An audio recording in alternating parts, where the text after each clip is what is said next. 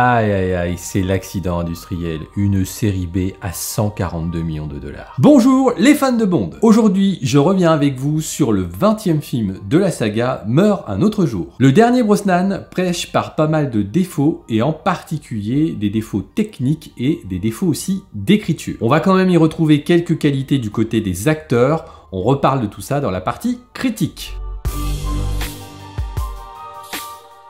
L'année du film 2002, le film se trouve entre Le Monde ne suffit pas et Casino Royale. Durée du film 2h12. C'est beaucoup trop long au vu du contenu du film. Le réalisateur Lee Tamahori. J'aurais beaucoup à en dire dans la partie critique. Notre James Bond, Pierce Brosnan, il fera en tout 4 films. La James Bond Girl, on retrouve une star de l'époque, Halle Berry. Le méchant de l'opus, Toby Stevens, qui joue le rôle de Gustav Graves. Le budget du film stagne par rapport au précédent film avec 142 millions de dollars. Quant aux recettes, encore un beau succès pour Pierce Brosnan avec 456 millions de dollars. Comme quoi la qualité d'un film ne joue pas forcément sur les recettes de celui-ci. Parce qu'on va pas se leurrer, c'est quand même le moins bon des Brosnan, mais c'est celui qui aura rapporté le plus.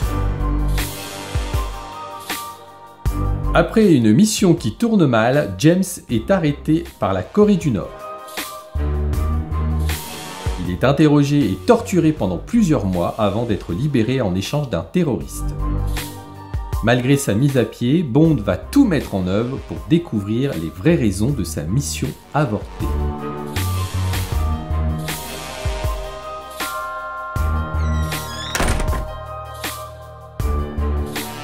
Je ne sais pas pourquoi, mais la production a décidé d'essayer de donner un petit coup de lifting à la saga avec ce film. Eh bien, c'est plutôt raté. Il est clair que ce film s'adresse à la jeunesse de l'époque. Pierce commence à vieillir, il est au bord de la cinquantaine, alors la production va essayer de trouver tous les moyens possibles pour rajeunir le paquet. On a le droit à une chanson digne des soirées discothèques de l'époque, on a une réalisation qui par moments ressemble plus à un clip vidéo qu'à un film, on a quand même une bande de méchants hyper jeunes pour un James Bond. Il faut quand même se dire que les principaux méchants sont au bord de la trentaine et la méchante James Bond Girl n'a que 23 ans dans le film. Et puis ils essayent de mettre en avant des sports fun comme le surf ou le kitesurf. Eh bien, à vouloir attirer la jeunesse, moi, sincèrement, ils m'ont perdu et le tout donne un film très moyen, très série B. Et reparlons de la réalisation qui, pour moi, n'a pas beaucoup de sens dans cette saga, dans notre saga James Bond. Il est clair que Lee Tamahori essaye de faire du John Woo. Mais tout le monde ne peut pas s'autoproclamer John Woo. On a l'impression, souvenons-nous, que nous sommes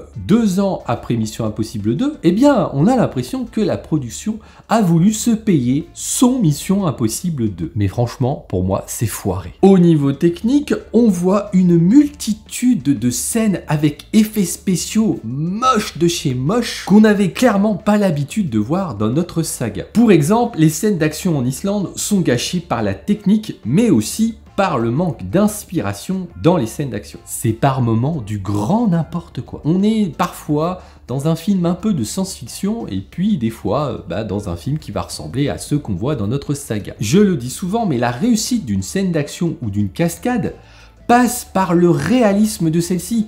Il faut qu'on ait l'impression que ce soit faisable dans la vraie vie. Si les cascadeurs ne peuvent pas le faire ou si la technique ne peut pas permettre de rendre cette scène totalement crédible, eh bien ne faites pas des scènes qui sont du grand n'importe quoi au final. Et pour moi, c'est la seule fois dans toute la saga où ils ont oublié ce fondamental dans un film. C'est franchement dommage de se voir gâcher le visionnage d'un film à cause d'aspects techniques qui sont extrêmement limités et d'une réalisation qui veut faire jeune mais qui rate totalement son effet. Et attention à ce qui peut faire jeune à une époque ne l'est pas forcément à une autre époque. Mais s'il n'y avait que ça, ça pourrait passer. Mais là où le bas blesse encore plus, je trouve, c'est dans l'écriture de ce film. C'est très pauvre. Les transitions entre les séquences de ce film sont littéralement bâclées. Pour le plus gros exemple, l'évasion de Bond grâce à son arrêt cardiaque volontaire. Car oui, mesdames et messieurs,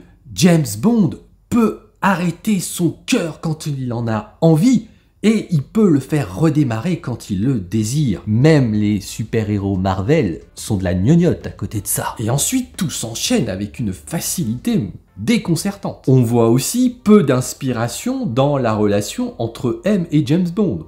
On a le minimum syndical, je t'aime, moi non plus. Un grand classique de l'amour vache entre nos deux personnages. Et clairement, quand il manque d'inspiration, on a le droit à l'effet ta gueule, c'est magique, on passe à autre chose. On est d'accord que ce sont souvent des artifices pour cacher une pauvreté au niveau de l'écriture. Bon, je suis en train d'assassiner le film, qu'on soit clair, mais malgré ça, il ne va pas être le plus mauvais de la saga selon moi. Et alors pourquoi? Eh bien, grâce en particulier aux acteurs, au travail de nos acteurs. Malgré ce scénario extrêmement pauvre, ils arrivent quand même à tirer leur épingle du jeu pour la plupart. Le trio de méchants est plutôt convaincant, même si je dois bien avouer que l'antagoniste principal est parfois un peu too much à mon goût. Et il y a selon moi un personnage qui va sauver tout ça du naufrage. Il s'agit de Jinx, l'espionne de la NSA, interprétée par Halle Berry. Cette femme d'action pétillante et sexy fait par moments de l'ombre à notre James Bond. Et quant à notre Pierce, eh bien il fait le taf comme il le peut, le pauvre. Pour exemple, j'ai jamais vu un mec aussi bien se porter après plusieurs mois de torture. Mais bon, comme l'intrigue va trop vite et qu'elle est trop simpliste, pas le temps pour nos acteurs de vraiment s'installer et de nous proposer un jeu d'acteur digne de ce nom. Au niveau des scènes d'action, je l'ai déjà dit, c'est plutôt raté. Alors il y en a une qui tire finalement son épingle du jeu,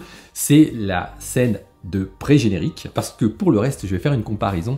Moi, j'ai l'impression parfois d'être dans un mauvais épisode de Fast and Furious. Et pour exemple, tout ce qui se passe en Islande est pour moi à jeter à la poubelle. Vous ne trouvez pas qu'au final, on a en face de nous un film qui ressemble plus à une série B qu'à un bon film de notre saga. Avec le poids des années, eh bien ce film vieillit très très mal et je ne serais pas étonné d'ici quelques années de le mettre à la fin de mon classement sur tous les films de la saga. Vous trouvez normal que je trouve la base volcan dans Nos vies que deux fois beaucoup moins kitsch que cette base de glace en Islande? Rien de tel que des décors réels.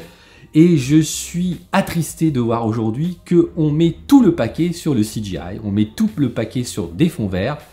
Eh bien non, à un moment donné, en vieillissant, tout ça se voit, ça devient moche, alors que des décors dits réels, ça vieillit très très bien. Il y a bien un truc qui ne va pas. Bon, avec tout ça, c'est l'heure des notes. Pour ma part, je vais lui attribuer une note de 3 sur 5 à ce film. Et les internautes d'Allociné, quant à eux, ont donné une note de 3,1 sur 5. C'était la dernière critique des films de la saga. Vous avez donc à votre disposition les 25 films en critique.